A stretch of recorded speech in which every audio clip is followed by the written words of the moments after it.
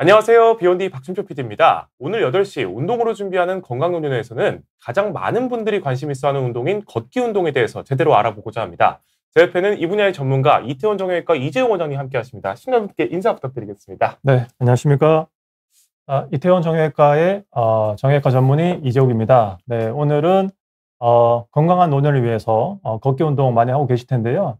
건강한 노년을 위해서 걷기 운동에 대해서 좀 구체적인 방법에 대해서 말씀드리고, 또 정형외과 전문의 입장에서 많은 환자분들께서 하고 계시는 실수 같은 거를 좀 짚어드리도록 하겠습니다. 그리고 다리 근력 강화 운동에 대해서 강의를 준비했으니까 오늘 강의 끝까지 시청하시면 도움이 많이 되실 것 같습니다. 네, 사실 걷기 운동하면 사람들이 그냥 걷기만 하면 되는 거 아닌가, 무작정 많이 걷기만 하면 되는 거 아닌가 이렇게 많이들 생각하실 텐데, 이제 의사 입장에서 바라본 제대로 된 걷기 운동을 한번 배워보는 시간 가져보려고 합니다. 좀 시청하시면서 이 걷기 운동이나 여러 정형외과 질환 관련 궁금하신 점이 있으시면 자유롭게 질문 남겨주시면 강의 종료 후에 답변 드리도록 하겠습니다.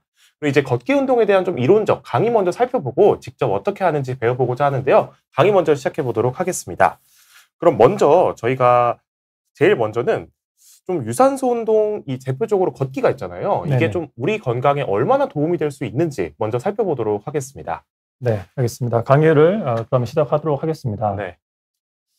자, 노년에서 걷기 운동이 필수인 이유는 걷기 운동이 가장 쉬운 유산소 운동입니다. 당연히 유산소 운동이니까 우리 심장하고 폐에 도움이 되는 운동이고요. 당연히 심질환을 예방할 수 있고 주 5회 하루 30분 걷게 되면은 관상동맥 질환 위험을 감소시킬 수 있습니다. 쉽게 말해서 우리 심근경색이라든지 갑자기 심장마비가 올 확률이 현저하게 줄어들게 됩니다. 그리고 걷기 운동을 하게 되면은 혈액순환이 개선되고 혈류가 촉진되고 혈당이라든지 혈압 관리에 도움이 됩니다. 그리고 사망률이라든지 전체 건강 수명을 연장할 수 있고요. 그다음에 연구에 따르면은 하루에 6,000보에서 8,000보 수준의 걷기를 하게 되면은 심혈관 이벤트라든지 사망률이 낮아진다는 연구 결과가 있습니다. 그리고 걷게 되면은 몸에 있는 전신적인 근육을 쓰게 되기 때문에 관절이라든지 그다음에 척추 주변의 근육이라든지 그다음에 보행 기능을 유지하는 데 큰 도움이 됩니다. 되게 좋은 효과들이 많네요. 그렇죠. 네. 네네네. 제가 사실 이제 걷기 하면은 어디 좋다 이 정도만 알고 있지 어느 정도 어떻게 좋은지는 잘 몰랐는데 이런 효과들이 있는데, 사실 그냥 걷는 거 효과적일 수 있지만 어떻게 걷느냐도 굉장히 중요할 것 같습니다. 네. 이 분야에서 속도도 굉장히 중요한 요소라고 들었는데요. 네네, 맞습니다. 그래서 많은 분들께서 이제 걷는 속도에 대해서는 잘 모르고 계실 텐데요. 이 걷는 속도가 건강 나이랑 굉장히 중요합니다. 그래서 노년층에서 걷는 속도는 단순히 활동량의 지표를 넘어서서 건강 예후를 예측할 수 있는 지표로 사용될 수 있습니다. 그래서 한 연구에 따르면은 75세 기준으로 가장 느리게 걷는 그룹과 가장 빠르게 걷는 그룹을 이제 10년 생존율을 비교해 봤습니다. 그래서 남자 같은 경우에는 19%에서 87%의 엄청난 차이가 있었는데요. 좀 더 쉽게 말씀드리면은 느리게 걷는 75세 남성 환자분들은 10명 중에 8명이 돌아가셨고, 그다음에 빠르게 걷는 그룹에서는 10명 중에 한 분만 돌아가셨습니다. 여성 같은 경우에는 10명 중에 대략적으로 7분이 돌아가셨고, 그다음에 빠르게 걷는 그룹에서는 10명 중에 1명만 돌아가셨습니다. 이만큼 걷는 속도가 노년에서 쉽게 말씀드리면은 내가 얼마만큼 더 많이 살 수 있을까? 이거는 내가 지금 걷고 있는 속도와 관련있다고 쉽게 말씀드릴 수 있겠습니다. 그래서 걷는 속도는 나의 건강 나이다. 이렇게 설명드릴 수 있겠습니다. 이게 걷는 속도가 이제 건강의 척도가 될 수 있다. 네, 이런 네. 걸로 이해하시면 좋을 것 같습니다. 네. 이렇게 걷는 속도도 중요하다 이렇게 말씀해 주셨는데, 그 다음으로 또 중요한 게 어떻게 걷느냐, 자세도 굉장히 중요할 것 같습니다. 네. 그래서 올바른 걷기 자세를 말씀드리면은 우선 허리를 이렇게 전방각을 잘 유지해야 됩니다. 허리 전방각이라는 거는 허리를 옆에서 봤을 때 배 쪽으로 볼록한 커브가 있는데요. 그 커브를 유지해야 되는데, 쉽게 생각하면은 가슴을 이렇게 펴시면 됩니다. 걸으실 때 가슴을 펴고, 저는 환자분들께 조금 이제 거만하게 좀 걸으셔라 말씀드리는데요. 이렇게 거만한 자세를 취하시면 됩니다. 가슴을 펴고 어깨도 펴고, 당연히 시선은 정면으로. 그다음에 걸으실 때 이 걷는 운동이 전신 운동이기 때문에 팔을 자연스럽게 흔드셔야지 걷는 자세가 좀 편해집니다. 그리고 뒤꿈치는 당연히 걸을 때 발의 뒤꿈치부터 바닥에 닿고, 그다음에 발바닥 전체를 땅에 닿으면서 앞쪽으로 밀어주는, 그렇게 해야 바르게 걷는 자세고, 아마 이 내용은 아마 시청하시는 모든 분들께서 다 알고 계시는 내용일 겁니다. 근데 하나 제가 감각이 쉬운 거는 걸을 때 배의 힘을 약간 줘야 됩니다. 그래서 걸을 때 배에 약간 힘을 줘서 호흡을 유지하면서 걸어야지 척추의 손상도 예방할 수 있고 걷는 과정에서 허리 주변의 근력도 강화할 수 있습니다. 그래서 이 배에 힘을 주는 방법이 좀 어려울 수 있는데요. 예를 들어서 배에 힘을 주라 그러면 환자분들께서 시청자분들께서 조금 이해하기 어려울 수 있는데 쉽게 말해서 내가 옆구리를 이렇게 눌렀을 때 힘을 빼고 누르면은 이렇게 손가락이 쑥쑥 들어갑니다. 근데 배에 살짝 힘을 주게 되면은 이 손가락이 약간 튕겨지는 느낌, 이 정도의 느낌이 들 정도로 배에 힘을 주고 걷게 되면은 허리도 보호되고 그다음에 허리 주변에 코어 근육도 강화하는 데 도움이 많이 됩니다. 그래서 이 내용을 좀 강조드리고 싶었습니다. 복부에 힘을 준다고 해서 뭐 배를 내밀고 걸어라 이런 게 아니라 네네. 이 옆구리를 눌렀을 때 쉽게 들어가지 않을 정도로 네네, 이렇게 맞습니다. 딱 땅땅하게 힘을 주고 걷는 것이 네, 중요하다. 네, 배에 꽉 주는 게 아니고 살짝 힘을 줘서 손을 눌렀을 때 약간 탱탱한 느낌 들게 그 정도면은 충분할 것 같습니다. 알겠습니다. 이렇게 걷기 할 때도 자세가 중요하다는 말씀해 주셨고 그 다음으로 많은 분들이 궁금해하시는 게 아까 뭐 앞에서 나왔지만 얼마나 걸어야 되냐. 양이 굉장히 많은 분들의 관심사인 것 같습니다. 흔히 제일 많이 하는 게 만보 걷기 같은 거잖아요. 네네네. 이게 뭐 좋은 건지 안 좋은 건지 그냥 흔히 들어서는 많이 따라하는데 이거에 대한 내용도 함께 부탁드리겠습니다. 네. 자, 일단은 걷기 운동이 좋다는 거는 아마 모든 분들께서 잘 알고 계실 것 같고요. 그리고 한때 뭐 걷기 운동이 굉장히 유행한 적도 있고 그다음에 또 만보 걷기도 한참 유행한 적이 있습니다. 그래서 많은 분들께서 걷기 운동이 좋다고 하니까 많이 걸으면 더 좋겠지 이렇게 생각하고 계신데 사실 이게 가장 잘못된 그런 건강 상식입니다. 그래서 정형외과 의사 입장에서는 환자분들께서 무릎 아프신 분들 많이 보고 그다음에 허리 아픈 분도 외래에서 굉장히 많이 봅니다. 그런데 이 걷기 운동을 하면서 내 무릎이라든지 허리를 더 손상시키는 그런 안타까운 경우를 굉장히 많이 봅니다. 그래서 많이 걸을수록 좋다 이건 아니고 적당히 걷는 게 당연히 도움이 되고 어느 수준을 넘어가면은 걷기 운동이 내 몸에 독이 됩니다. 오히려 내 무릎이라든지 허리라든지 발을 더 손상시킬 수 있습니다. 그리고 또 중요한 게 내 몸의 근육을 충분히 만드는 게 중요합니다. 그래서 걷기 운동을 할 때 내 근육을 충분히 만들고 그러고 나서 걷기 운동을 하는 게 내 무릎이라든지 척추, 관절을 보호하는 데 도움이 됩니다. 그래서 제가 이렇게 썼는데 근력 운동 없이 갑자기 걷는 거는 관절의 운동이 아니고 관절의 노동입니다. 쉽게 말해서 제가 환자분들께 자주 드리는 말씀인데요. 운동도 적당히 해야지 내 몸에 도움이 되는 거지 운동이 어느 수준 이상 넘어가게 되면은 그건 운동이 아니고 마치 공사장에 일하듯이 아니면 농사를 짓는 듯이 그게 운동이 아니고 노동이 되고 오히려 관절이나 그러면 척추 같은 거를 또 손상시킬 수 있습니다. 기본적인 이제 근력이 좀 마련이 되어야 걷기가 효과적인데 이거 준비가 안 된 상태에서 이제 걷기를 해버리면은 정말 노동이 돼버린다. 그렇죠. 이렇게 이해하면 좋을 것 같습니다. 그렇게 그 다음에는 이제 뭐 이 독이 되는 사항들이 몇 가지 있다고 들었는데요. 그걸 한번 말씀해 주시면 좋을 것 같습니다. 네. 그래서 외래에서 가장 자주 보는 제가 정형외과 의사가 외래에서 가장 자주 보는 그런 안타까운 상황인데요. 대부분 뭐 60대, 70대가 되시면은 무릎에 퇴행성 관절염이 누구나 있습니다. 퇴행성 관절염이 없는 분이 없습니다. 그 얘기는 내가 나이가 들었는데 흰머리가 하나도 없다.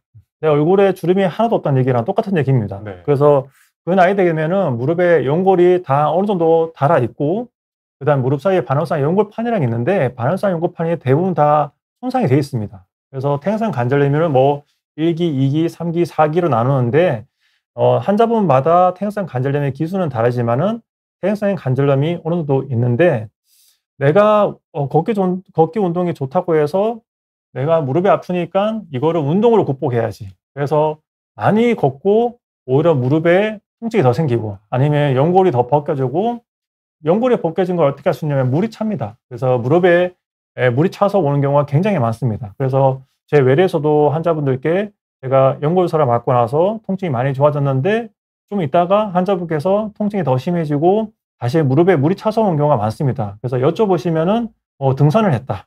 그다음에 계단 오르고 내리기를 많이 했다. 그렇게 말씀하시면 굉장히 많기 때문에 그래서 걷는 운동도 내 몸에 맞게 해야 되고 특히 무릎이 안 좋은 경우는 걷는 운동을 하시면 안 되고 다른 운동을 하셔야 됩니다. 그래서 다른 운동이 충분히 좋은 운동이 많기 때문에 걷는 운동을 고집하실 필요가 없고 특히 무리가 가는 상황 내려막 걷는다든지 계단을 내려가는 운동은 굉장히 안 좋습니다. 그래서 계단을 내려가거나 내려막을 내려갈 때 내 체중의 5배에서 6배 정도의 하중이 무릎에 걸리기 때문에 더 많은 손상을 줄 수 있습니다. 그러면 진짜 이제 다리 아프신 분들께서 나 이제 운동으로 이 다리 통증을 극복할 거야, 무릎 통증을 극복할 거야 하고 걷기를 하시면은 오히려 악화될 수 있는 가능성이 높은 거네요. 네네, 맞습니다. 네, 이렇게 무릎뿐만 아니라 다른 부위에도 되게 안 좋은 영향이 있을 수 있다고 하는데요. 어떤 것들이 또 있을까요?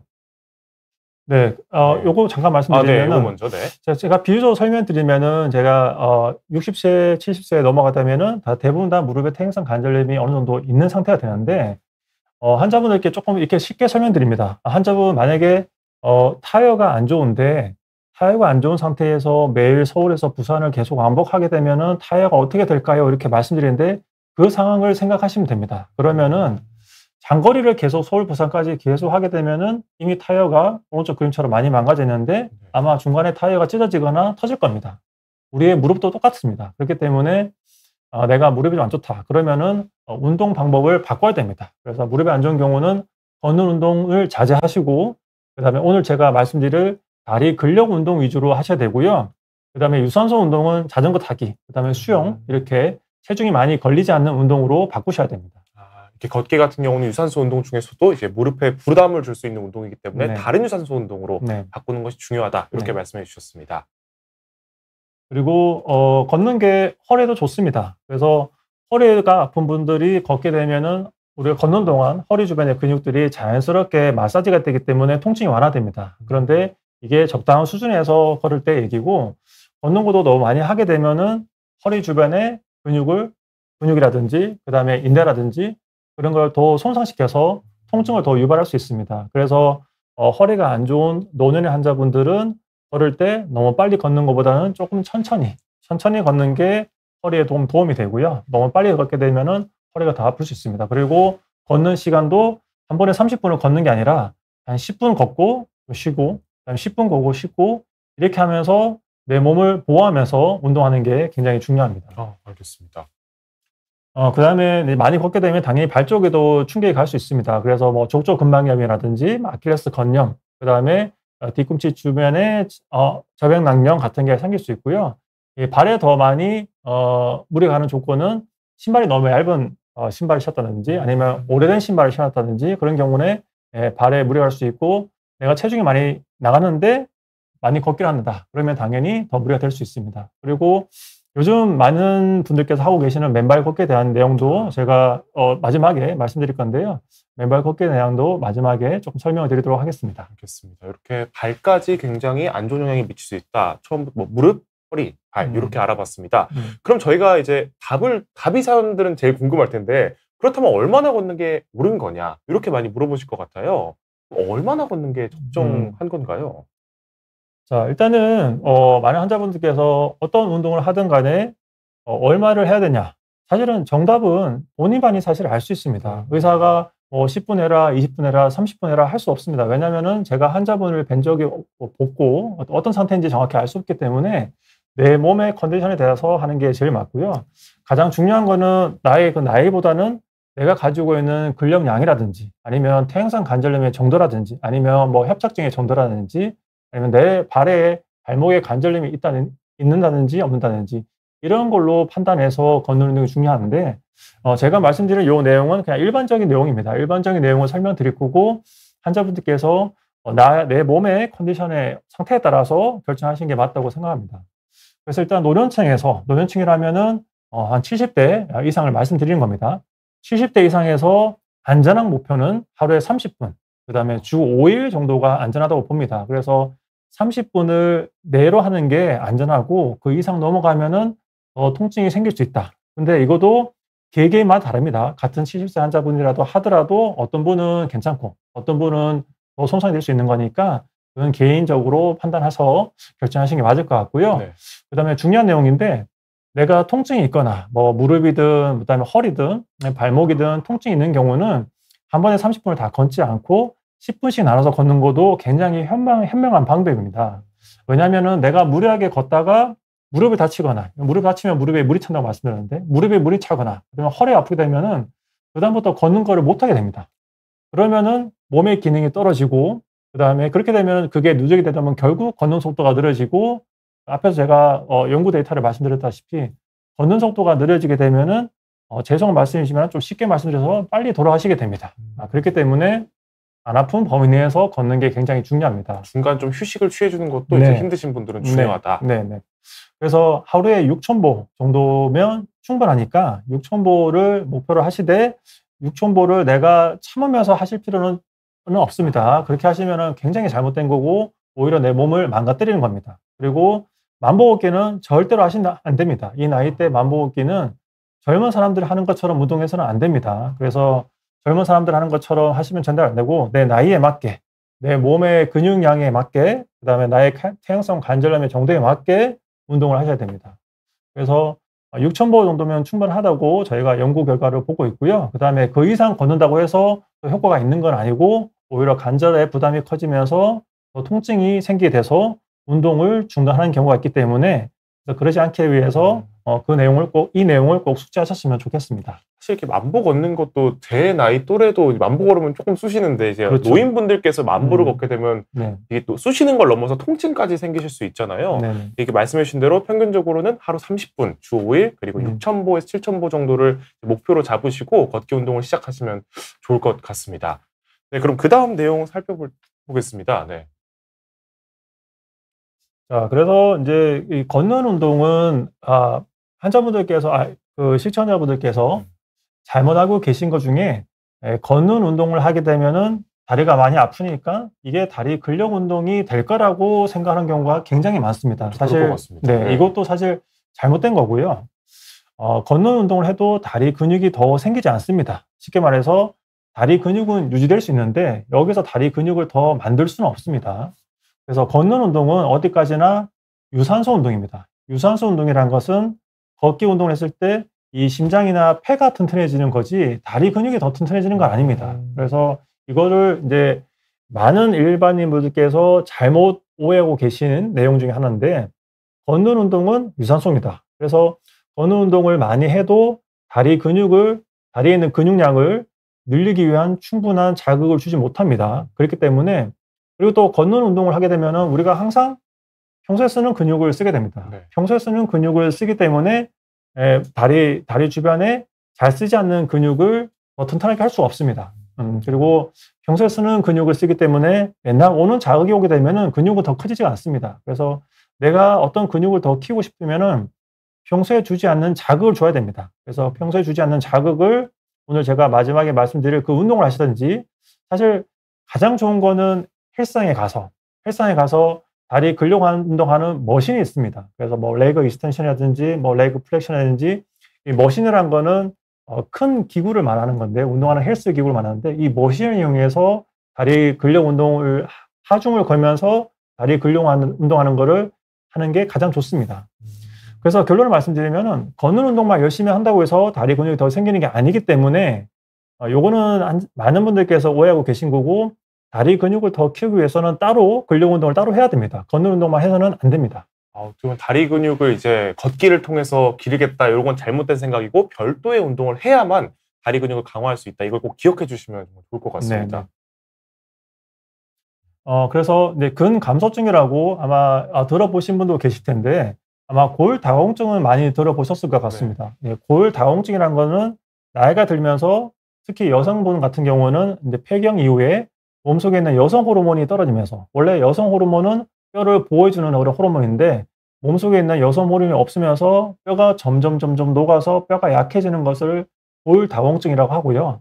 골다공증은 아마 많은 분들께서 이게 질병이고 치료를 해야 된다는 건 잘 알고 계실 겁니다. 그런데 요거랑 비슷한 개념이 바로 근감소증입니다. 근감소증은 우리 몸에 있는 근육이 나이가 들면서 근육이 조금씩 없어집니다. 근육이 소실되기 때문에 그래서 나이가 들면서 근육이 빠지면서 신체 기능이 떨어진 것을 근감소증이라고 하는데요. 이건 나이에 따른 자연스러운 현상입니다. 그런데 이제는 많은 분들께서 90세, 100세 이상을 다들 보고 있으시고 그다음에 과학적으로 150세 이상까지 인간은 살 수 있다고 그렇게 알려져 있습니다. 네. 그리고 과학기술이 워낙 발전하고 있기 때문에 인간의 수명이 계속 길어지고 있기 때문에 근감소증이라는 게 굉장히 심각한 질환이 될 수 있습니다. 특히 80세 90세 환자분들에게는 근감소증이 굉장히 중요한 이슈가 될 수 있는데요. 이 근감소증을 예방하기 위해서 제가 어떤 연구 결과를 말씀드리면은 걷기 운동만 했던 그룹과 그다음에 걷기 운동과 근력 운동을 같이 했던 그룹을 비교해 봤는데 걷기 운동을 했는 부분은 근육량이 변화가 없었다. 그러니까 근감소증을 예방할 수가 없습니다. 그래서 걷기 운동만 계속 하게 되면은 내가 나이 들면서 근육이 빠지는 거를 막을 수가 없습니다. 그러면 결국 이제 근감소증으로 고생하게 되는 거고, 그러면 내가 나이 들면서 근감소증을 예방하기 위해서는 걷기 운동만 해서는 안 되고 따로 근력 운동을 해야 됩니다. 그래서 근육을 자극할 수 있는 운동을 해줘야지 근감소증을 예방할 수 있습니다. 사실 되게 맞는 말씀이신 게 이게 걷기 운동이 되게 많은 사람들이 하다 보니까 만병통치약처럼 그렇죠. 유산소도 되고 뭐 다리 근육도 길러지는 음. 약간 만병통치 운동처럼 이게 취급이 될 때가 있는데 말씀하신 대로 이것만 하면 근육량 증가가 거의 없고 반드시 이제 다른 운동, 저항 운동을 함께 해주는 것이 중요하다. 이걸 기억해 주셨으면 좋겠습니다. 네. 방금 우리 피디님께서 정확하게 말씀해 주셨는데요. 걷기 운동이 만병통치약이 아닙니다. 그래서 내가 걷기 운동을 열심히 하고 있으니까 나는 이제 다른 운동 안 해도 돼. 그렇게 생각하시면 절대 안 되고 근력 강화 운동을 따로 꼭 하셔야 됩니다. 그래서 걷기 운동을 뭐 2시간, 3시간 이렇게 하지 마시고 걷기 운동은 뭐 30분, 1시간 정도만 하시고 나머지 시간은 근력 운동을 해서 내 근육이 더 빠지지 않게 유지하거나 아니면 근육을 더 만들어주면 더 좋습니다. 그렇게 해주는 게 굉장히 중요합니다. 알겠습니다. 그럼 그 다음으로는 이제 다음으로 넘어가 보도록 하겠습니다. 그래서 제가 한 6개월 전에 이 비욘드에 나와서 이 내용에 대해서 사실을 말씀드렸고요. 그래서 그냥 걷는 것보다는 다리 근육을 좀 자극하면서 걷는 방법에 대해서 말씀을 드렸는데 그때 동영상이 조금 에러가 나면서 많은 분들께 좀 설명을 못 드렸습니다. 그래서 오늘은 제가 이따 이 강의 끝나고 나서 시연하면서 어떻게 하면서 다리 근육을 좀 자극할 수 있을지 거기에 대해서 설명을 드리겠고요. 근데 요렇게 걷는 것만 해도 충분하다 그건 아닙니다. 따로 이렇게 걸어도 따로 근력 운동을 따로 또 하셔야 되고 그냥 걷는 것보다는 이렇게 걸으면은 조금 더 다리 근육을 자극시킬 수 있다. 그런 내용입니다. 보다 효과적일 뿐이지 이것도 역시 만병통치약은 네, 아니라는 맞습니다. 말씀이신 네네. 거죠? 요거는 그냥 일반적인 걷는 것보다는 다리 근육을 자극할 수 있고 이렇게 걷는 방법도 있다는 거를 설명드리고 싶어서 그런 거고, 그래서 걷기 운동하실 때 요렇게도 걸어보시고 그다음에 저렇게도 걸어보시고 이렇게 하시면 좋을 것 같습니다. 알겠습니다. 잠시 후에 또 배워보도록 하겠습니다. 네네. 그래서 이제 우리가 걷는 속도가 결국 굉장히 중요하다고 앞에서 말씀드렸고요. 내가 걸음걸이가 늘어지게 되면 결국 살 수 있는 날이 얼마 안 남게 됩니다. 그렇기 때문에 내가 빠른 걸음을 유지하는 게 장수하기 위한 굉장히 중요한 요소이고, 결국 이제 빠른 걸음 속도를 만들 수 있는 요소를 찾아보면은 우리 보폭을 좀 충분히 크게 하려면은 무릎 앞쪽에 있는 대퇴사두근, 그다음에 뒤쪽에 있는 햄스트링, 그다음에 엉덩이에 있는 중둔근의 힘이 굉장히 중요합니다. 그래서 이 세 가지 근육이 보폭을 충분히 크게 하기 위해서 굉장히 중요한 근육이고, 마지막에 요 세 가지 근육을 어떻게 강화시킬지 말씀드릴 거고요. 그다음에 밀어내는 힘. 밀어내는 거는 발 뒤꿈치를 드는 건데요. 이 발 뒤꿈치를 밀면서 땅을 차야지 앞으로 나갈 수 있습니다. 그래서 이 종아리 근육도 중요합니다. 그리고 코어, 이 허리 주변에 코어 근육도 중요한데 이게 코어가 약하게 되면 걸을 때 너무 허리가 많이 흔들리게 되고 이것 때문에 허리 통증이 유발할 수 있기 때문에 제가 앞에서 걸을 때 약간 배에 힘을 줘라. 배에 힘을 살짝 줘라고 한 이유가 바로 이 걸으면서 허리 주변의 코어 근육을 강화시킬 수 있기 때문에 그렇게 말씀드린 겁니다. 그래서 결국 나이가 들면서 근감소증 때문에 몸의 근육이 하체 쪽에 근육이 빠지게 되면은 결국 보폭도 짧아지게 되고 빠르게 걸을 수 있는 속도 유지가 불가능하게 됩니다. 결국 이제 천천히 걷게 되고 앞에서 논문에서 말씀드렸다시피 걷는 속도가 느리게 되면은 생존율이 짧아진다. 그렇게 되기 때문에 빠르게 걸을 수 있는 속도를 유지하는 게 굉장히 중요합니다. 이렇게 빠르게 걷는 속도를 만드는 요 근육들을 어떻게 하면 강화할 수 있는지 뒤에서 한번 또 다뤄보도록 하겠습니다. 네. 그래서 제가 말씀드린 게 그냥 걷는 운동이 아니라 근력 기반 걷기라는 이제 용어를 쓴 건데요. 그래서 근육을 충분히 만든 상태에서 걷기 운동을 해야 되고, 그다음에 걷는 운동만 해서는 다리 근육을 키울 수가 없다. 그리고 말씀드렸다시피 근력 없이 걷기만 하는 거는 관절의 노동이고 관절을 오히려 망가뜨리고 수명에는 아무 도움이 안 된다. 그렇게 말씀드릴 수 있을 것 같고, 그래서 단순 걷기와 이제 근력 기반 걷기를 비교해서 설명드리면은 그냥 걷기 운동만 계속 하게 되면은 다리에 있는 근육이 나이 들면서 근육 감소증 때문에 빠지기 때문에 걷는 속도가 유지가 안 됩니다. 그래서 걷는 속도가 점점 느려지게 되고, 그다음에 근육이 빠지기 때문에 무릎의 통증이라든지 관절 통증이 생길 가능성이 높게 되고, 그다음에 근 감소증이 예방이 안 되기 때문에 결국 근 감소증이 진행하고 관절 통증이 생기게 되면 결국 환자분들께서 아파서 잘 걷지를 못합니다. 그렇게 돼서 결국 걷는 걸 중단하게 됩니다. 그러면 걷는 걸 또 중단하게 되면은 또 당연히 또 걷는 속도 더 느려지고 이런 악순환에 빠지게 됩니다. 그렇기 때문에 걷는 운동만 해서는 안 되고 근력 강화 운동을 동시에 하면서 근력 기반의 걷는 운동을 하셔야 됩니다. 그래서 근력 강화 운동을 따로 해 줘야지 빠른 보유 속도를 유지하는 게 가능하고, 그래서 오래 살 수 있고, 그다음에 관절이 망가져서 통증이 생기는 걸 예방할 수 있고, 그다음에 근육이 빠지는 근 감소증을 예방할 수 있고, 이렇게 근력이 충분히 유지된 상태여야지 걷는 운동을 계속 할 수 있습니다, 나이가 드셔도. 그래서 그래야지 오래 살 수 있습니다. 걷기만 해서는 이렇게 보면 건강이 악화되는 걸 막을 수가 없다는 말씀이신 거죠. 네. 알겠습니다. 그렇게 근력 기반 걷기가 이렇게 중요하다 말씀해 주셨습니다. 자, 그러면은, 오늘 제가 아까 말씀드린 대퇴사두근, 그 다음에 햄스트링, 그 다음에 중둔근 근육을 어떻게 강화시킬 수 있는지 설명을 드릴 건데, 일단은 가장 좋은 거는 헬스장 가서 운동하는 게 사실 제일 좋습니다. 왜냐면은 헬스장 가서 기구를 이용해서 운동하게 되면은 충분한 하중을 걸어줄 수가 있습니다. 그런데 제가 말씀드릴 이런 운동은 내 체중을 이용해서 하기 때문에 사실은 근육을 좀 효율적으로 더 올리기는 좀 어렵지만은 그래도 안 하는 것보다는 훨씬 낫다. 그런 거 의미로 받아들이시고, 그래서 헬스장을 갈 수 있는 상황이라면은 제가 말씀드린 운동을 일단 열심히 해보시고, 만약에 헬스장 갈 수 있는 상황이다 그러시면은 헬스장 가서 머신을 이용해서 운동하는 게 좀 더 효율적이라는 말씀을 드리면서, 일단은 이제 스쿼트부터 보시면은 제가 일단은 촬영을 해왔는데요. 이게 지금 보니까 동영상이 안 되네요. 동영상 그 밑에 안 되는 것 같아요. 자, 그러면은 요거는 제가 그 동영상을 찍어왔는데 요거 그냥 그림을 말로 설명드리고 제가 일단 시연을 할 때 같이 해보도록 하겠습니다. 그래서 일단은 스쿼트라는 운동인데요. 스쿼트라는 운동은 다리 쪽에 있는 근육을 다 강화시킬 수 있는 운동이기 때문에 다리 전체에 있는 근육을 다 강화시킬 수 있습니다. 그래서 햄스트링, 그다음에 대퇴사두근, 중둔 근육을 다 같이 동시에 강화시킬 수 있는 굉장히 중요한 운동인데, 근데 이게 어르신분들이 이 운동을 좀 이해하기는 좀 어렵습니다. 그래서 제가 70세 이상의 환자분들한테는 의자에서 하는 스쿼트를 설명드리고, 이렇게 의자에서 하게 되면 조금 이해하기 쉽습니다. 그래서 아마 젊은 분들이야 스쿼트 동작을 헬스장을 많이 다니시면 알고 계시겠지만은, 아마 어르신분들이 이 동작을 좀 이해하기 어려워서 보통 이제 의자 스쿼트라는 운동을 설명드리고, 그다음에 또 하나 중요한 것은 이 스쿼트라는 운동은 무릎에 퇴행성 관절염이 있는 경우에 무릎에 통증이 생길 수가 있습니다.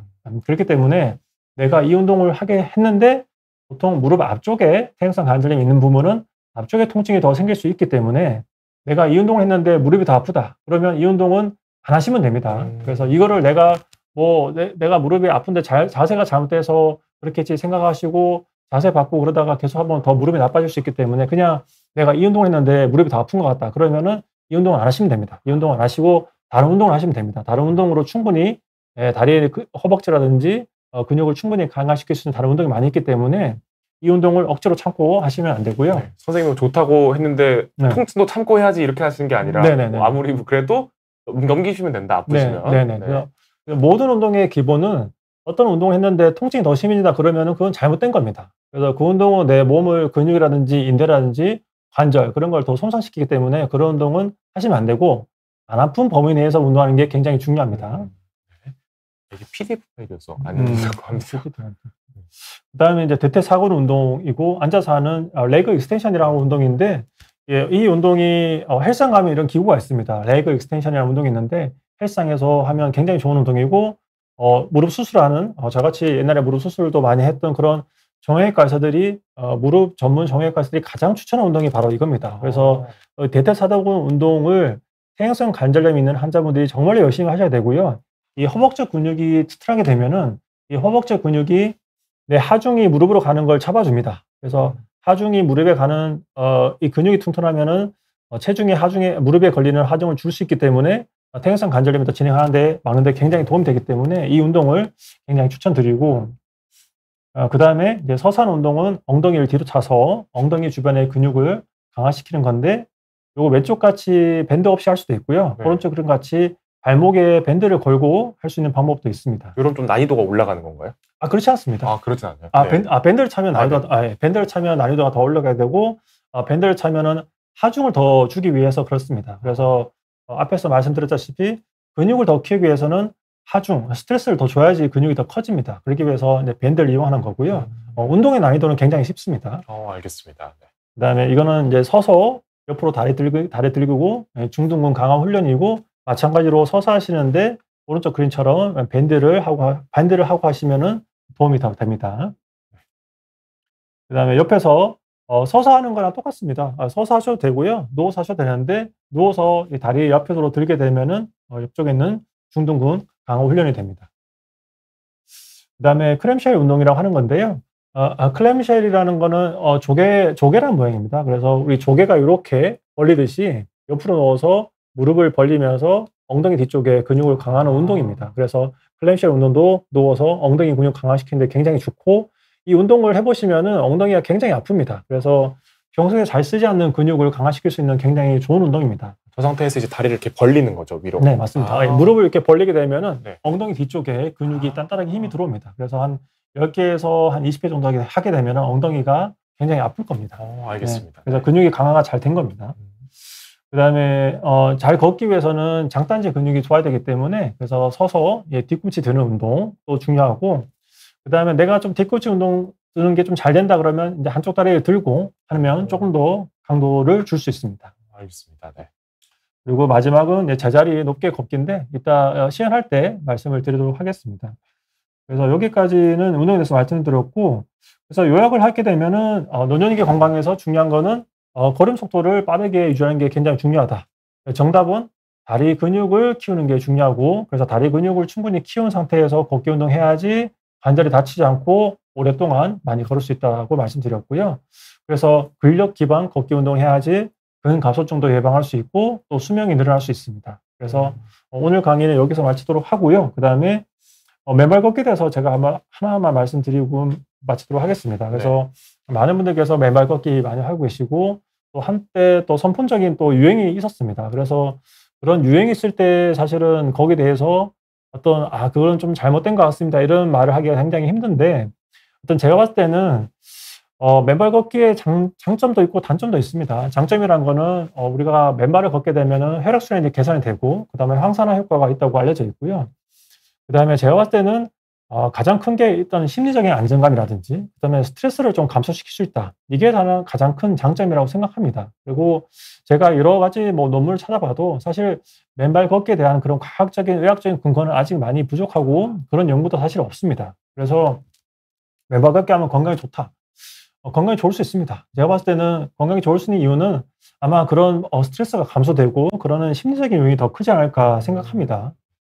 근데 제가 이제 정형외과 의사니까 정형외과 의사로서 말씀드리고 싶은 거는 어떤 연구에 따르면은 노년에서 맨발 걷기를 했을 때 기존 신발 상태보다 보폭 변동이 증가해서 오히려 낙상의 위험을 높일 수 있다는 그런 가능성도 있습니다. 그리고 중요한 게 맨발로 걷게 되면은 신발이 원래 충격을 흡수해 주는데 그런 충격을 흡수해 주는 보호막이 없기 때문에 발 쪽에 통증이 생길 수 있습니다. 그래서 족저 근막이라든지 그런 통증이 생길 수 있고 특히 제일 중요한 게 당뇨병 환자분들. 당뇨병 환자분들은 당뇨발에 있을 가능성이 높기 때문에 당뇨병이 있으면은 발 쪽에 있는 신경이 조금 무뎌집니다. 그래서 말초신경병이 생기면서 발 쪽에 있는 신경이 무뎌지기 때문에 감각이 둔해집니다. 그래서 내가 뭔가 뾰족한 걸 밟았다든지 다쳐도 통증을 못 느끼는 경우가 굉장히 많고 그다음에 면역이 떨어진 환자분이라든지 그다음에 말초신경병 있는 환자분들은 발에 다쳐도 모르는 경우가 굉장히 많습니다. 그래서 이런 분들에게는 절대로 추천드리지 않습니다. 그래서 당뇨병이 있다든지 그다음에 말초신경병이 있다든지 내 면역이 안 좋다. 이런 분들은 안 하시는 게 좋을 것 같습니다. 알겠습니다. 사실 맨발 걷기에 대한 유행이 엄청 있었잖아요. 이런 것들을 꼭 기억하셔서 이런 분들은 특히 안 하시는 게 되게 좋을 것 같습니다. 네, 여기까지 저희가 이제 걷기에 대한 이제 강의를 진행해 봤는데요. 이제부터는 조금 아까 말씀해 주신 운동들과 이제 어떻게 걷는 게 효과적인지 한번 배워보도록 하겠습니다. 네, 이쪽으로 잠깐 테이블을 치워서 하도록 하겠습니다. 감사합니다. 요거 잠깐만. 잠시만요. 이쪽으로 하고 진행하겠습니다. 네. 그러면은 이쪽에서 저희가 한번 네. 배워보도록 하겠습니다. 그럼 저희가 어떤 운동부터 배워보면 좋을까요? 자, 우선 네. 저기 걷을 때 다리 근육을 자극하는 걷는 운동을 해볼 건데요. 아, 네, 그 아까 새로운 걷기 운동. 네네네. 새로운 걷기를 해볼 건데, 제가 이렇게 걸을 때 핵심적인 내용은 무릎을 최대한 고정하는 느낌으로 하는 게 네. 좋습니다. 그래서 무릎을 고정해서 제가 한번 걸어보면은, 알겠습니다. 그래서 지금 제가 무릎을 고정하면서 걷고 있거든요. 이렇게. 혹시 그 앞발을 내딜 때 무릎을 고정하는 네, 맞습니다. 말씀이시죠? 네네. 앞발을 내밀고 무릎을 쫙 편 상태에서 네. 쭉 걸으면서, 그럼 다리 전체에 있는 근육이 다 스트레칭이 됩니다. 그러면서 근육을 자극시킬 수 있습니다. 그래서 이렇게 하면서 이때는 구부러질 수밖에 네. 없습니다. 이때는 네. 굽어지고, 그래서 무릎을 최대한 쭉 편다는 기분으로 걸어보시면은 다리 쪽에 있는 근육 자체가 스트레칭이 되면서 자극이 되기 때문에 그냥 걷는 것보다, 그냥 이렇게 걷는 것보다는 다리 쪽에 있는 근육을 자극할 수 있습니다. 그래서 이렇게 이게 좀 익숙해지면은 이렇게 좀 빨리 걸을 수 있습니다. 이렇게. 그래서 한번 피디님께서 한번 해보시죠. 사실 많은 분들이 이제 걸을 때 그걸 신경 안 쓰시고 그냥 이렇게 걸으시잖아요. 네네. 이러지 말고 내디딜 때 발을 이렇게 쭉 펴서 이렇게 해서 이때만 굽혀주는 거죠. 뒷발을 내디딜 때만. 최대한 끝까지 다 편다는 기분. 여기서 펴서 여기까지 피고 인 다음에 요럴 때만. 여기도 계속 피고. 피고 계속 자극이 되죠. 네, 허벅지 쪽이 좀 자극이 그렇죠. 되는데요. 네. 사실 허벅지뿐이 아니라 좀 해보시면은 그 장단지 근육까지 다 자극이 되거든요. 이렇게 해서 이렇게 하면 지금 하면은 여기서 다 늘어나는 기분이 들고, 이렇게 걷게 되면은, 그래서 어쨌든 무릎을 좀 고정해서 이렇게 로봇처럼 걷는 기분으로 이렇게 무릎으로 이렇게. 이게 사실 처음 해보니까 제가 되게 어색한데 굉장히 익숙해지면 약간 이렇게 너무 피고 있나요 지금? 네, 사실은 제가 좀 방금 좀 과장을 한 건데요. 네. 과장을 한 거고, 실제로는 제가 해보면은 지금 이렇게도 충분히 다리 근육이 자극이 됩니다.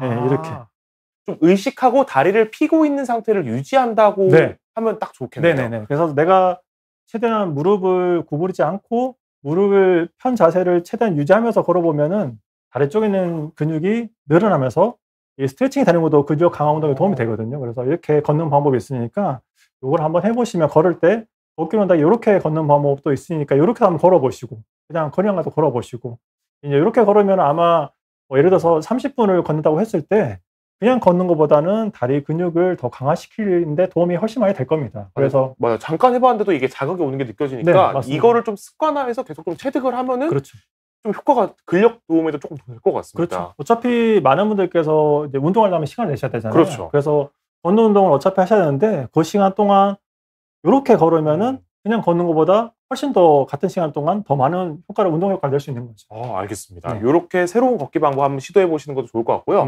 이제부터는 이제 아까 말씀해 주신 좀 근력, 특정 부위를 강화할 수 있는 운동들 한번 배워보도록 하겠습니다. 뭐부터 살펴보면 좋을까요? 자, 그러면은 의자를 가운데로 놔드릴까요? 올려드릴까요? 의자 스쿼트부터. 이렇게요. 자, 그러면은 이제 의자 스쿼트부터 말씀드릴게요. 자, 의자 스쿼트는 앉았다 일어나는 건데, 자, 이렇게 앉았다. 이제 앉을 때 너무 이게 오래 앉아 계시지 말고 엉덩이만 살짝 닿으면 바로 일어나는 게 좋습니다. 그래서 여기서 ong덩이만 살짝 닿고 바로 일어나고. 이렇게. 그냥 앉아버리면 휴식이니까. 앉아버리면은 운동이 안 되니까. 그래서 여기서 살짝 엉덩이만 닿으면은 바로 이렇게 일어나고, 엉덩이 닿으면은 바로 일어나고. 그래서 이 동작을 한 10회 하셔도 되고, 내가 조금 더 할 수 있다 그러면 20회까지 하면 제일 좋습니다. 그래서 저는 보통 20회를 목표로 하라고 말씀을 드리고요. 이것도 너무 무리하지 마시고 내 근력 상태에 맞게 하시면 될 것 같고, 아까도 말씀드렸지만 이게 무릎이 아플 수 있습니다. 그래서 퇴행성 관절염이 특히 앞쪽이 시큰거리고 통증이 더 유발될 수 있는데요. 그런 분들은 그냥 안 하시는 게 좋습니다. 다른 도중 운동이 많기 때문에 안 하시면 될 것 같고, 그 다음에 두 번째 운동은 대퇴사두근 운동인데요. 이렇게 앉으셔서 이렇게 허벅지, 이 허벅지 근육을 키우는, 이렇게 쫙 펴주는 거죠. 이거 레그 익스텐션이라고 하는데요. 사실 요거에 헬스장 가면 요 기구가 있습니다. 이렇게 돼 있는 기구 있잖아요. 맞습니다. 헬스장 가면은 레그 익스텐션이라는 기구가 있는데 헬스장 가서 하면 사실 제일 좋습니다. 그래서 이게 그냥 맨몸으로 하면은 별로 근육 자극이 안 되기 때문에, 그래서 보통 모래 주머니를 차고 하면 제일 좋습니다. 그래서 모래 주머니를 한 5kg 정도 그런 모래 주머니를 사셔갖고 발목에 모래 주머니를 차고 하시면 도움이 될 것 같고요. 그다음에 맨몸을 하는 거는 조금 약하다, 자극이. 네, 그렇게 말씀드리고. 뭐 처음 시작하시는 분들은 뭐 맨몸으로 해도 되지만 네네네네. 좀 익숙해지시면 무게를 좀 늘리는 게 네네. 좋겠네요. 네, 아무래도 근 감소증을 예방하기 위해서는 하중을 조금 늘리는 게 좋습니다. 그래서 네. 하중을 좀 늘리는 게 좋고, 자, 그다음에 말씀드리는 거는 이제 뒤로 다리 들기. 그래서 뒤로 다리 들기 할 때는 항상 이렇게 벽을 잡고 하셔도 되고, 네. 이런 의자를 잡고 하시는 게 안전합니다. 왜냐하면은 이게 중심을 잡기가 좀 어려울 수 있기 때문에, 넘을 수 있기 때문에 항상 노년의 환자분들은 항상 잡고, 넘어지면은 여기 뭐 허리가 부러지든 골관절이 부러지든 그런 경우가 굉장히 많기 때문에 항상 잡고 하셔야 됩니다. 그래서 이렇게 잡고 네. 선 자세에서 뒤로 엉덩이. 다리를 네. 쫙 펴주고 올려주는 네, 거죠? 맞습니다. 다리를 쫙 펴고 뒤로 밀게 되면은 여기 엉덩이에 힘이 들어옵니다. 그래서 엉덩이에 힘을 줘서 이거 볼까? 네. 근데 마이크가 여기 달려 있어서 네, 죄송합니다. 그러면 제가 다시 잡아드릴게요. 네, 잠깐 여기 치워. 그래서 요거를 이렇게 잡고 뒤쪽으로 이렇게. 그래서 이렇게 반동을 이용하시면 별로 좋지는 않고요. 천천히 하시면서 엉덩이 뒤쪽에 힘이 들어오는지 느끼면서 하셔야 됩니다. 그냥 막 이렇게 휘두르는 게 아니라 네네네. 하나하나씩 딱. 그렇죠. 딱 천천히 이렇게. 이렇게 빨리 하시는 게 아니고 천천히 하면서 엉덩이 근육에 힘이 들어오는 거 느끼고, 그다음 가끔 이렇게 하시는 분 계시는데 이건 도움이 안 됩니다. 이렇게 하시는 게 아니고 생선처럼 팔딱거리듯이. 허리를 항상 고정하고 네. 허리를 고정하고 이렇게 운동을 하셔야 됩니다. 이렇게 하셔야 되고, 그다음에 이거 할 때 밴드를 이용해서 하시면은 조금 더 자극을 줄 수 있습니다. 그래서 발목에다 밴드를 갖고 이렇게 하는 방법도 있고, 자, 그다음에 이제 옆에서 다리 벌리기 운동인데 이것도 마찬가지로 항상 이렇게 잡고 하셔야 됩니다. 잡고 다리 이렇게 여기 옆에 쪽 엉덩이 근육을 강화해 주는. 네, 여기 중둔근 근육 강화하는 운동인데 이렇게 항상 넘어질 수 있으니까 항상 잡고 이렇게. 이것도 15에서 20회 정도 한 번 할 때 15에서 20회 정도 하시고, 이것도 좀 더 자극을 주기 위해서 발목에 고무밴드 감고 하시면 더 좋습니다. 네, 아까 이미지 보셨듯이 이렇게 양 발목에. 네, 발목에 고무밴드 하고 이렇게 하시면은 도움이 많이 되고요. 이렇게 서서 하는 방법도 있고, 옆으로 누워서 다리 드는 것도 똑같은 운동입니다. 그래서 그 두 개 중에 편하신 걸로 하시면 될 것 같습니다. 알겠습니다. 그다음에 뒤꿈치 들기는 뭐 간단합니다. 잡고 뒤꿈치를 들면 됩니다. 이렇게. 이렇게 저희가 뭐 많이 하는 운동들 있잖아요. 네네, 맞습니다. 그래서 그냥 하셔도 되고 잡고 하셔야 되는데, 이렇게 하시고 여기에 익숙해지면 한쪽 다리 들고 뒤꿈치. 이건 좀 어려운데요? 어렵습니다. 네, 어려운데요? 네. 이게 생각보다 한쪽 다리 들고 하는 게 굉장히 어렵습니다. 그리고 사실은 그 노년층 환자분들을 보시면 이게 못하는 경우가 굉장히 많습니다. 한쪽 다리 드는 게. 그래서 일단 양쪽을 먼저 해보시고 조금 적응이 되면은 한쪽을 해보시면 될 것 같고요. 그다음에 크램쉘 끝났고, 그다음에 모든 운동을 다 설명을 드린 것 같습니다. 알겠습니다. 네. 요 운동들을 좀 직접 해보시면서 이제 걷기를 이제 함께 해주시는 거죠. 그렇죠. 그래야 이제 그냥 걷는 거에 끝이는 게 아니라 효과적인 걷기 운동을 할 수 있다는 점 기억하시고 따라해 보시면 좋을 것 같습니다. 그럼 제가 이쪽에서 제가 테이블 한번 치웠으니까 이쪽에서 계속 질문을 남은 것들을 한번 받아보도록 하겠습니다. 네, 잠시만요. 네, 요거 편한 자리로. 네, 제가 이쪽에 갖겠습니다. 두 개를 다 빼기가 그래서. 자, 그러면 여기 질문들이 나와 있는데요. 하나씩 살펴보겠습니다. 가장 먼저 좀 게시판에 정형외과 관련 질문들 들어온 게 있어서 살펴보겠습니다. 네, 질문에 답을 드리면 경추 CT 검사상에서 5번, 6번째 추간판의 돌출증이 있다고 관찰된다. 심각한 건가요? 사실은 뭐 흔히 말하는 이제 목 디스크입니다. 추간판 탈출증이라는 거는 흔히 말하는 목 디스크인데, 보통 목 디스크는 5번, 6번에 항상 흔히 가장 생깁니다. 사실은 뭐 심각한 건 아니고요. 뭐 MRI라든지 뭐 CT를 찍으면은 대부분 경우는 디스크가 있는 경우가 굉장히 많습니다. 그래서 심각한 건 아니고 흔히 생길 수 있는 거다는 걸 말씀드릴 거고, 그다음에 잘 때 오래 정자세로 누우면 아픕니다. 혹시 척추 관련 병원을 가야 할까요? 운동으로 자가 치유되는 방법이 없는지 궁금합니다. 운동으로 통증 완화에 굉장히 도움될 수 있습니다. 그래서 제가 바로 직전에 비욘드에서 촬영한 일자목 운동, 거북목 운동이라는 영상이 있습니다. 그래서 비욘드에 제가 바로 직전에 촬영한 거북목, 일자목 운동을 보시면은 그 운동을 하시면은 목 주변의 근육이 풀어주는 게 굉장히 도움이 되고요. 그다음에 목 주변 통증 요즘에 많은 분들께서 고통받고 계신데, 목 주변 통증이 대부분 경우는 목 주변에 있는 근육이 뭉쳐서 통증이 생긴 경우가 굉장히 많습니다. 그래서 대부분 일자목이라든지 고무목 되게 되면은 머리가 앞으로 나오면서 목 주변에 있는 근육들이 뭉치고 짧아지고 그렇게 됩니다. 그렇게 되면은 그게 통증이 유발하기 때문에 제가 그 방송에서 설명드린 이게 스트레칭이라든지 그다음에 근력 강화 운동 그걸 하시면은 굉장히 도움이 많이 됩니다. 그래서 운동을 해 보시는 거를 권유드리겠습니다. 이재호 원장님의 바로 직전 방송을 살펴보시면서 운동 따라해 보시면 굉장히 도움 많이 될 것 같습니다. 그다음으로 이제 세계탐구님께서 질문 주셨는데 네. 허리 디스크 진단을 받았습니다. 네. 통증이 조금 줄어들어서 걷기 운동을 하려고 하는데 걸으면 오히려 악화된다는 말을 들으셨대요. 재활 운동과 일반 운동의 기준이 헷갈리고 또 허리 디스크 환자에게 안전한 운동법과 피해야 할 자세 좀 간단히 말씀 부탁드리겠습니다. 네. 세계 탐구님께서 너무 좋은 질문을 해주셨는데 아마 오늘 강의 취지에 가장 맞는 질문이 아닐까 싶습니다.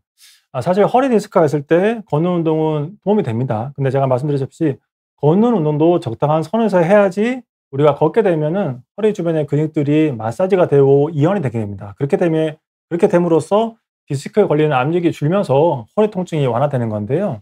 그래서 일단 제가 말씀드리고 싶은 거는 적당한 범위 내에서 걷는 게 중요하다. 그다음에 너무 많이 걷는 게 허리 디스크를 오히려 더 나쁘게 할 수 있습니다. 그렇기 때문에 그냥 걷는 시간을 좀 적당히 하자.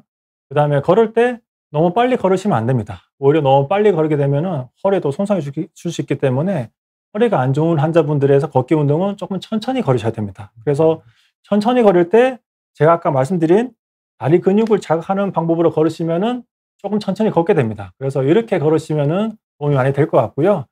그다음에 허리 디스크 환자분들에게 가장 피해야 되는 운동은 바로 뭐냐면은 헬스장에 사는 데드리프트. 데드리프트가 정말 최악의 운동이라고 할 수 있습니다. 왜냐면은 제가 외래에서 보면은 헬스장에서 운동하다가 허리 다쳤어요라고 하시는 환자분들의 거의 100이면 100 다 데드리프트나 스쿼트를 너무 무겁게 하다 보면은 허리를 다치는 경우가 굉장히 많습니다. 그래서 데드리프트, 맨몸 스쿼트는 괜찮습니다. 근데 데드리프트는 허리가 안 좋으신 분들은 절대로 하면 안 되는 경우이고요.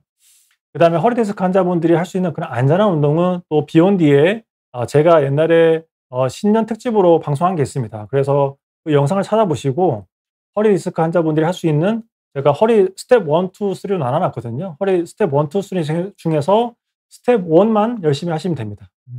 알겠습니다.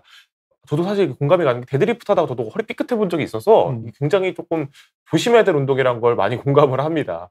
이제 그 다음으로 내 인생의 랑님께서 전방위 십자인대 수술을 하셨는데 10일쯤 지났을 때부터 보조기를 차고 걷기 시작했는데 문제가 있을까요? 각도도 잘 나오고 통증은 없습니다. 이렇게 말씀해 주셨습니다. 네, 일단 전방 십자인대하고 10일밖에 안 됐으면 아직 걷는 운동은 하시면 안 됩니다. 지금은 걸으시면 안 되고요. 그다음에 각도도 지금 나오면 안 됩니다. 그래서 각도 보통 의사들마다 전방 십자인대 재활 방법은 다 다른데요. 그다음에 저 같은 경우는 보통 전방 십자인대 수술하고 그냥 한 달 정도는 무릎을 고정합니다. 처음부터 바로 운동을 시키지 않습니다. 왜냐면은 처음에 전방 십자인대 수술하고 나서 뼈에다 구멍을 뚫고 십자인대를 통과시키는데 이 뼈랑 십자인대가 잘 유압이 돼야 됩니다. 잘 붙게 하기 위해서는 무릎을 고정을 해야 됩니다. 그래서 지금은 무릎 구부리는 건 안 하시는 게 맞고 당연히 걸을 때도 목발을 쓰셔야 되고 그다음에 많이 걸으시면 안 됩니다. 그래서 지금 이 단계에서 할 수 있는 운동은 누워서 다리 드는 운동, 누워서 다리 들고 버티는 운동, 이 운동을 하셔서 허벅지 근육이 더 빠지지 않게 하는 게 제일 중요하고요.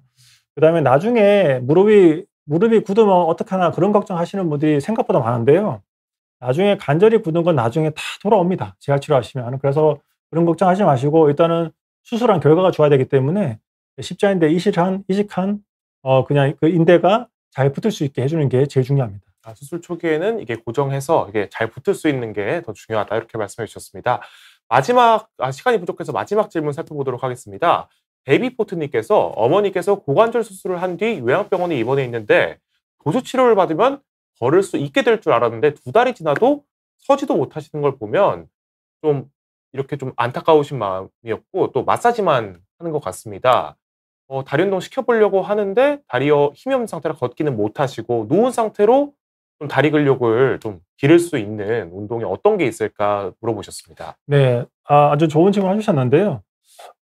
저희 정형외과 의사들이 수술을 하는 가장 큰 목적이 환자분들 무조건 빨리 걸리는 겁니다. 예를 들어서 고관절 골절 같은 경우는 고관절이 부러졌기 때문에 못 걷는데 나이가 90세든 100세든 보통 고관절 골절은 다 수술을 권유드립니다. 왜냐하면은 환자분께서 못 걷게 되면은 건강 상태가 급격히 나빠지게 됩니다. 보통 그 연세에는 빨리 돌아가시기 때문에 오래 누워 있는 거는 사실은 굉장히 안 좋습니다. 그렇기 때문에 정형외과 의사들은 어떻게든 빨리 수술해서 빨리 걷게 하는 게 가장 최선의 목표인데요. 그래서 안타깝게도 보시면 이미 좀 오랫동안 누워 계셨던 것 같습니다. 그래서 오랫동안 누워 계셔 갖고 몸에 있는 전신 상태도 많이 안 좋아지고 몸에 있는 근육도 많이 빠진 상태 같은데요. 일단 누워서 다리 드는 연습을 많이 하셔야 됩니다. 누워서 다리 들기. 근데 사실은 누워서 다리 드는 것도 굉장히 처음에 좀 어려웠는데요. 옆에서 좀 도와주고 버티고 그다음에 또 도와주고 버티고 이런 식으로 처음에 재활 치료를 하시는 게 좋을 것 같고요. 지금 말씀하신 거 봐서는 좀 전문적인 재활 치료가 좀 필요할 것 같습니다. 그래서 누워서 재활 치료를 먼저 하고 어느 정도 근육이 생기면은 그다음에 우측에서 워커 잡고 걷는 거를 목표로 하시는 게 좋을 것 같고 어쨌든 중요한 거는 워커를 잡고 걷든 누가 부축해서 걷든 빨리 걷는 게 굉장히 중요하다. 그렇게 말씀드리고 싶습니다. 좀 상황을 빠르게 해결하기 위해서 그런 말씀해 주신 것들을 하시는 게 좀 중요할 것 같습니다.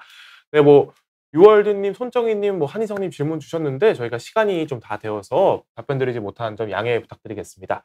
오늘 이재우 권장님과 함께 좀 걷기 운동에 대한 강의와 또 어떻게 하면 또 효과적인 걷기 운동을 할 수 있을지 근력 운동까지 함께 알아봤습니다. 오늘 정말 좋은 말씀 감사드리고 시청자 여러분들도 저는 아까 그 되게 다리를 쭉 펴고 걷는다. 요거는 되게 한 번도 생각을 해보지 못한 부분이라 정말 좋은 것 같습니다. 이런 것들 꼭 집에서 따라해 보시고 실생활에 따라해 보시면서 건강한 걷기를 유지하셨으면 좋겠습니다.